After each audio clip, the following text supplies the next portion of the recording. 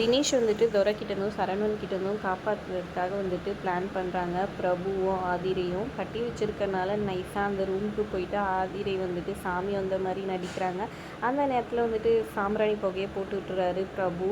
அப்போ அந்த புகை மூட்டத்தில் எல்லாம் ரவுடிங்கெல்லாம் கஷ்டப்பட அங்கேருந்து தினேஷ் எஸ்கேப் பண்ணி விட்டுறாங்க. கரெக்டாக வந்துட்டு நம்மளோட துரையும் சரவணனும் வந்து எங்கே காணோம் அப்படின்னு சொல்லி கேட்க, இந்த மாதிரி இந்த அம்மாவுக்கு சாமி வந்துச்சு, அதனால் வந்துட்டு சாம்பிராணி புகை இவர் போட்டார், அப்போ அவன் எஸ்கேப் ஆகிட்டான் போல இருக்குது அப்படின்ற மாதிரி சொல்ல அவங்க செம்மையாக கோவமாயிடுறாங்க. ஆதிரையும் பிரபுவும் ஏதோ பிளான் பண்ணிகிட்ருக்காங்கன்றது புரிய வருது.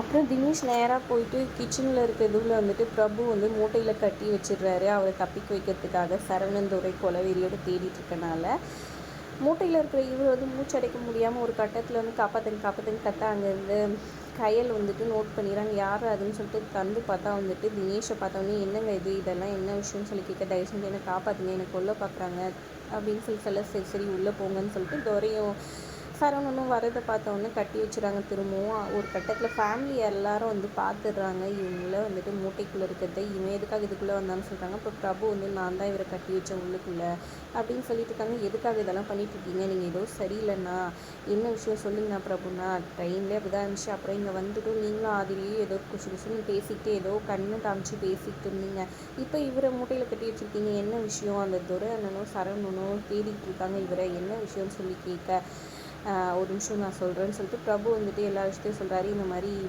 இவங்க வந்துட்டு அவங்களோட அத்தை பையன்தான், லவ் பண்ணுறாங்க கண்மணி, இவங்களும் நிறைய அவர்கிட்ட சொல்ல முடியாது, இவங்க ஃபேமிலி ப்ராப்ளம் எல்லாத்தையும் சொல்கிறாங்க. அதை கேட்டோன்னா மொத்த பேரும் ஷாக் ஆகிடுறாங்க. ஐயோ இப்போ இவர் ஓடி போகிறதுக்காக தான் வந்தார், நாங்கள் தான் வேணாம் ஐயா கிட்ட பேசலான்ற மாதிரி சொல்லி வச்சுருக்கோன்னு சொல்ல, இவன் ஓடி போயிட்டான்னா எங்கள் இதுவெல்லாம் கெட்டு போயிடுமேன்னு சொல்லிட்டு கையலோட வீட்டில் இருக்கிறவங்க எல்லாம் நான்லாம் இவனை ஓடி போக விட மாட்டேன், அவ்வளோதான் இவனுக்கு நம்ம இது தானே கெட்டு போவோம் அப்படின்ற மாதிரி சொல்லிட்டு இருக்காங்க. ஒரு விஷயம் இருங்க நம்ம ஐயா கிட்ட பேசலான்னு சொல்லிட்டு அண்ணத்துக்கும் இந்த விஷயம் தெரிஞ்சதுனால வந்துட்டு போய் பேசலான்னு சொல்லிட்டு இது பண்ணுறாங்க. ஆனால் அவர்கிட்ட நேரடியாக பேச வேணாம், சண்முகம் அதாவது கார்த்திகோட அப்பா தானே இது எல்லாத்தையும் எடுத்து பண்ணுறாரு, அவரோட பெஸ்ட்டு ஃப்ரெண்டும் கூட, அதனால் அவர்கிட்ட சொல்லி இதை எப்படியாவது சரி பண்ணலான்னு சொல்லிட்டு அவர்கிட்ட போய் பேசுறதுக்கு போகிறாங்க.